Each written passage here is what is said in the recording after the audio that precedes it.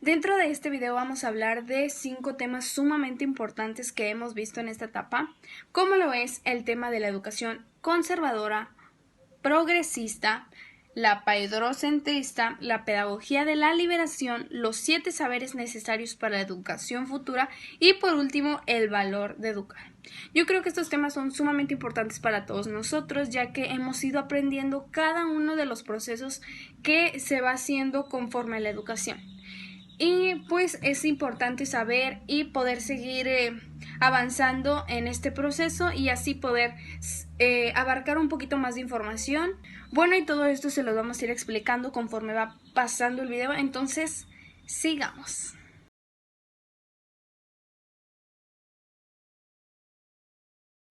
Educación conservadora.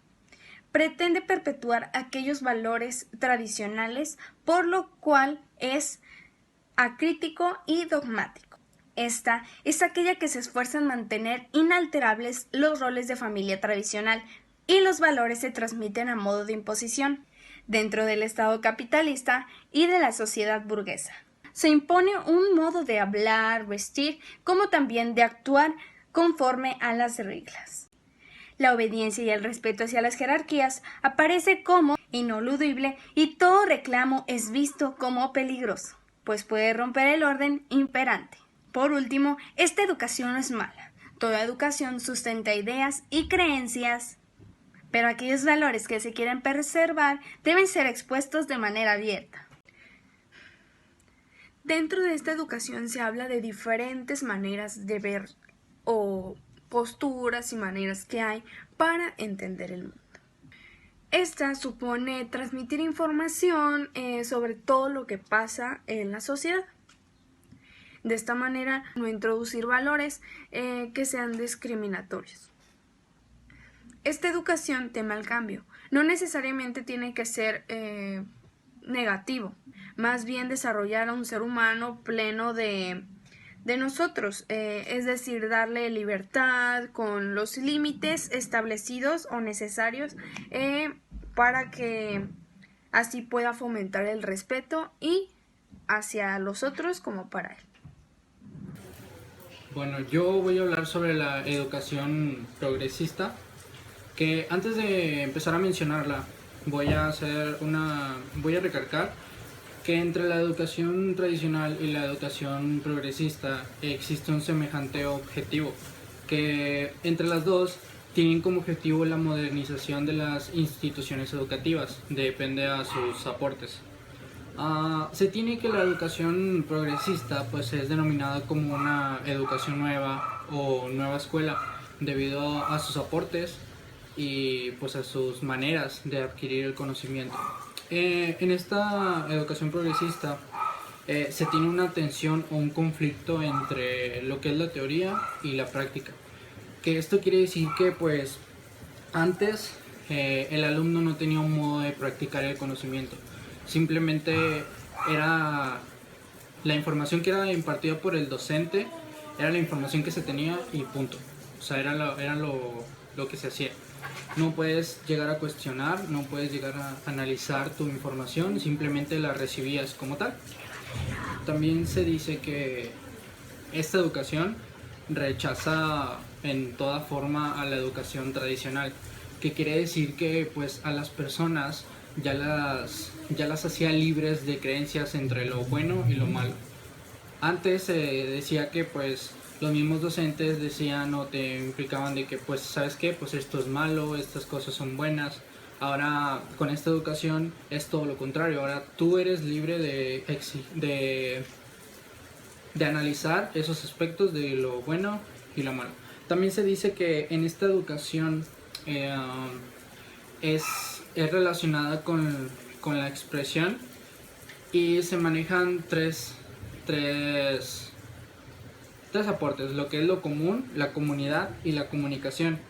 Esto quiere decir que el alumno tiene la facilidad de elaborar su propio conocimiento o sus propias maneras de aprendizaje, sus propias formas de adquirir un conocimiento y analizarlo y llegar a comprenderlo, porque una cosa es llegar a un proceso de un aprendizaje memorístico y otra cosa es un aprendizaje significativo en el cual ya te deja un conocimiento.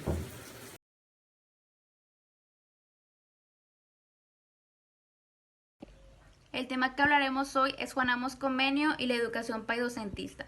Juan Amos Comenio fue un teólogo y un filósofo y nos dejó la disciplina de la didáctica.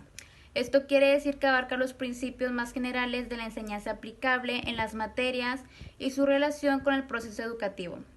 La didáctica quiere decir enseñar y arte, y esto se basa para que el alumno pueda comprender mejor. Un ejemplo es cuando el maestro realiza diferentes actividades o explica de diferentes maneras su clase para que pueda entender. También existe la disciplina del paidocentrismo. Esta se basa en que el alumno es el centro del proceso educativo y antes el maestro era el centro. Se dejan atrás estas metodologías tradicionales y pues el alumno puede expresarse libremente, se aceptan sus puntos de vista y pues antes el maestro era el único que hablaba y el que podía decir toda la información. Ahora el maestro aprende del alumno y pues claramente el alumno aprende del maestro. También existe la didáctica magna. Esta se basa en que busca la sistematización y se preocupa mucho por el ser humano. Hace referencia también en el aprendizaje debe formar parte del otro. Pues esto quiere decir que relacionemos los aprendizajes anteriores que tengamos con el nuevo. Juan Amos habla sobre la didáctica magna y muestra algunos capítulos. En el capítulo número 8 dice que la educación inicial se debe a los padres y debemos de socializar y mostrar empatía para tener un mejor aprendizaje. En el capítulo número 9 se dice que existen hombres y mujeres que se tardan en aprender, por eso los docentes debemos encaminarlos para liberar ese lazo. En el capítulo número 10 se habla sobre los talleres de la humanidad. En ellos muestran la formación de los hombres para que puedan tener más habilidades y esto se demuestra en la práctica.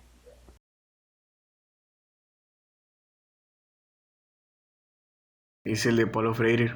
Paulo Freire era un pedagogo brasileño que se especializaba en la pedagogía crítica. ¿Qué buscaba él? Pues él buscaba más que nada hacer conciencia dentro de la humanidad para alzar la voz en contra de las situaciones de injusticia. Paulo Freire inicia dos lecturas, una es la pedagogía del oprimido y otra es la de la educación liberadora. En estas dos lo que más se busca, él lo que más busca es hacer un cambio que todo sea equitativamente igual, que no haya injusticias en una dentro de la otra y que todo sea concorde de la misma manera que él lo propone. Era tanta la existencia que él tenía por hacer un cambio, él no tenía miedo de alzar la voz, él lo que quería era hacer el cambio, quería que en estas dos pedagogías se hiciera realmente las cosas equitativamente como ya lo dije, y pues más que nada era lo que él buscaba. La educación liberadora propone una práctica social, la cual para poder ponerla en práctica o para poder llevarla a cabo se necesita de dos conceptos esenciales, los cuales son educación y ser humano.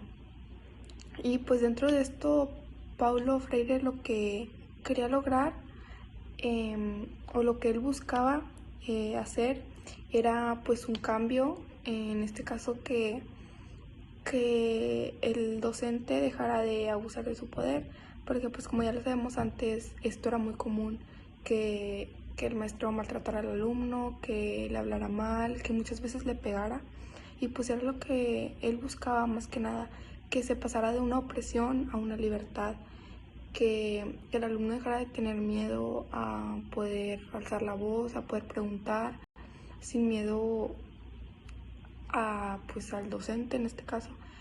Y pues sí, él era lo que buscaba, y yo creo que hoy en día se ha logrado porque pues ahorita es muy normal levantar la mano y preguntar algo, es muy normal corregir al maestro de buena manera si ves que pues algo no está bien, cosa que antes por nada del mundo se podía hacer. Y Y pues sí, yo creo que Paulo Freire,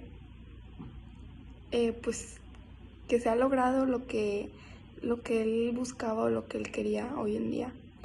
Porque, pues sí, como lo digo, de que ahorita es muy fácil tener comunicación docente-alumno, y porque no solamente del alumno, también por parte del maestro poder abrirse más con los alumnos para un mejor entendimiento académico.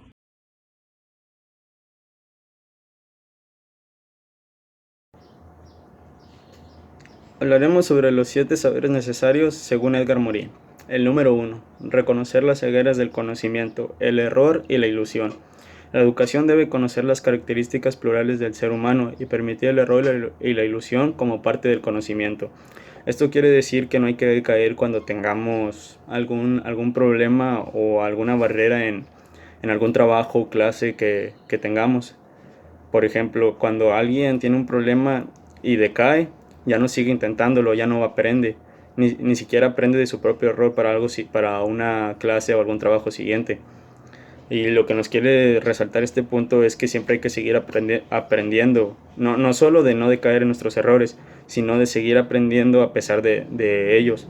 Para los siguientes, aunque te equivoques, al menos recoge lo que aprendiste. El número 2, los principios del conocimiento pertinente. En este nos vemos atestados de conocimientos fragmentados que no somos capaces de ligar a nada. Esto quiere decir que necesitamos generar métodos que faciliten nuestro conocimiento de las relaciones y complejidades de lo que aprendamos. El punto número 3, enseñar la condición humana. La educación del futuro debe de acompañar a conocer la identidad individual del ser humano y al mismo tiempo la pertenencia al colectivo humano. El número 4, enseñar la identidad planetaria. Este punto debe ampliar la mirada a una identidad terrenal que nos ayude a reconocer las crisis que sufre actualmente y trabajar para enseñar la intersolidaridad entre las partes del mundo. O sea, en este punto tenemos que trabajar por todos, es decir, si algo te afecta, si algo haces, no solo te afecta a ti, afecta a todos, y lo que hacen los demás nos afecta a nosotros. Esto es lo que quiere resaltar este punto. Estos son 4 de los 7 puntos de Edgar Morin. A continuación mi compañero Fernando nos explicará los siguientes puntos. El quinto saber es enfrentar incertidumbre. ¿A qué me refiero con esto? O el objetivo de este saber es que toda nuestra vida forma parte de nuestra vida.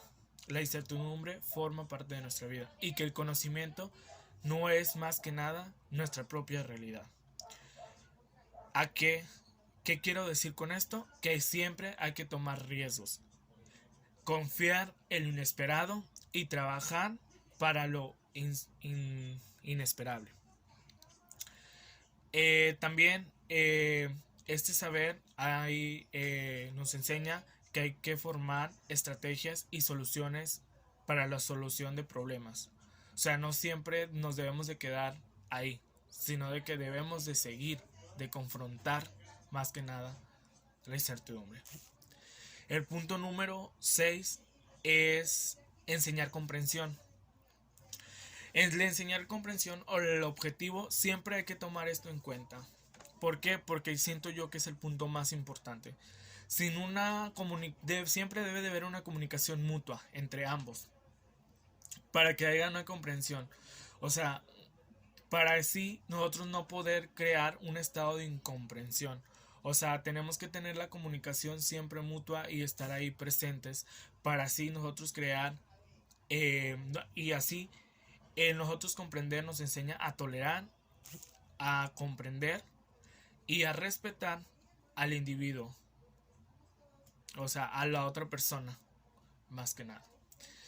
Y el punto número 7 y último de estos saberes es el de la ética del género humano. La ética del género humano más que nada se refiere a tener conciencia de la tierra patria. O sea, de tener nosotros un conocimiento de que no es una moral. O sea, esto no es una moral, sino de que pues nosotros debemos de tolerar, nosotros debemos de tomar conciencia de que somos un individuo. Entonces a eso se enfoca eso, o sea, tener conciencia primordial de lo que vivimos y de lo que estamos aquí presentes.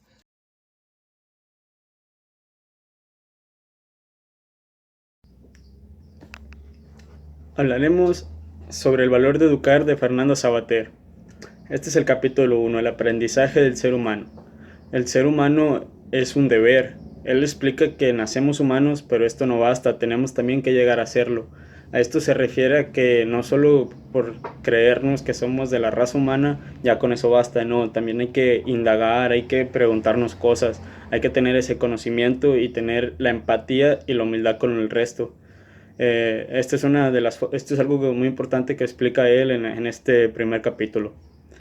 Nacemos de la humanidad, llegamos a ser humanos del todo cuando los demás nos comparten ese mismo, a propósito, ese mismo conocimiento. Lo propio de la humanidad es una combinación de amor y pedagogía, como él lo explica.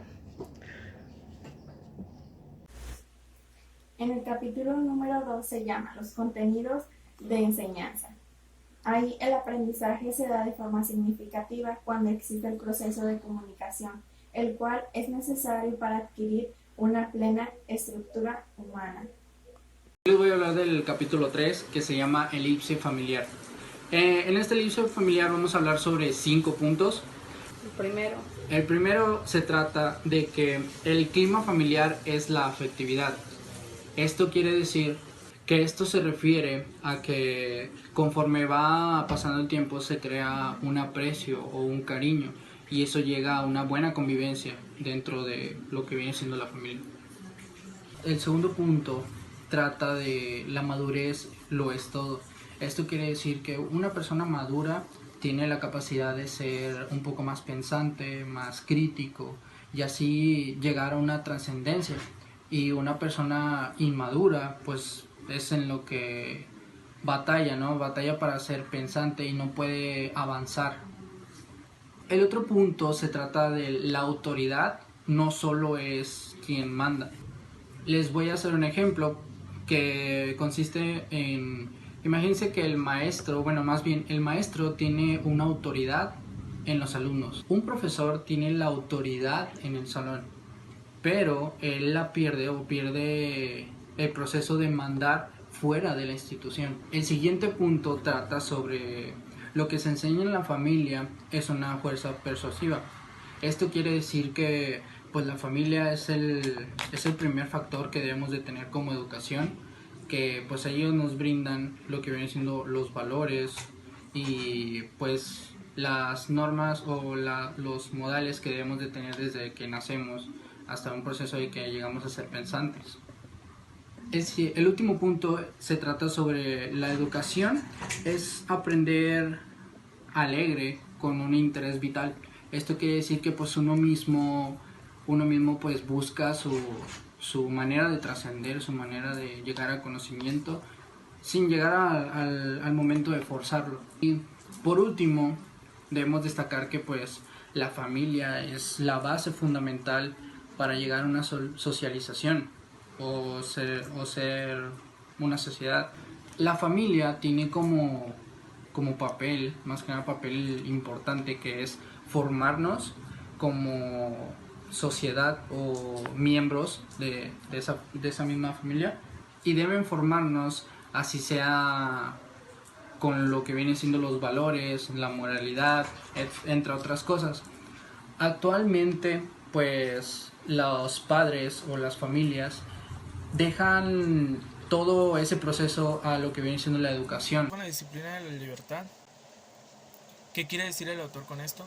Que la educación no solo se trata de imponer, ni de obedecer órdenes, sino de que se trata de formar individuos libres de pensamientos y libres de expresarse como son o como es. Eso es lo que se quiere referir el autor con esto, y que salgamos de la ignorancia, no quedarnos ahí, sino de confrontar y llevar y ser libres de expresarnos.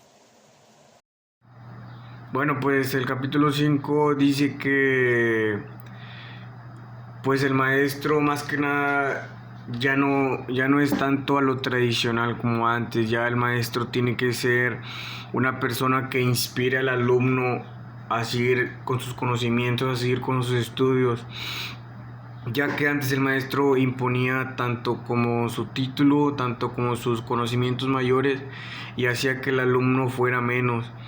Lo que se trata en esto es de que el maestro motive al alumno a tener un gran futuro, a seguir con sus estudios, a que nunca se deje de los demás, no se deje llevar por otras amistades, que más que nada sea alguien en la vida, y es lo que busca el maestro ahora en estos tiempos. Bueno, en el último capítulo de El valor de educar, de Fernando Sabater, que es el 6, se llama Educar es universalizar. Pues nos habla más que nada de que la educación hoy en día pues se ha vuelto algo universal, que todos tienen derecho a una educación, a una misma educación, sin ser excluidos. Nadie debe quedar fuera de esta, o a nadie deberíamos de hacer menos o de privar de una educación por su edad, por su raza, por su religión, porque pues hoy en día es para todos y todos tenemos derecho a ella. Como conclusión, yo opino que nacemos seres humanos, pero para poder realmente llegar a serlo, se necesita de una interacción social y esto construye un aprendizaje. El aprendizaje se da con una comunicación ideal. La educación no es una imposición de conocimiento ni de obedecer. Se trata de poder comprender realmente la información, poder analizarla. Y pues la educación debe ser universal. Todos deben tener derecho a tenerla, sin importar sexo, religión, raza o estatus social.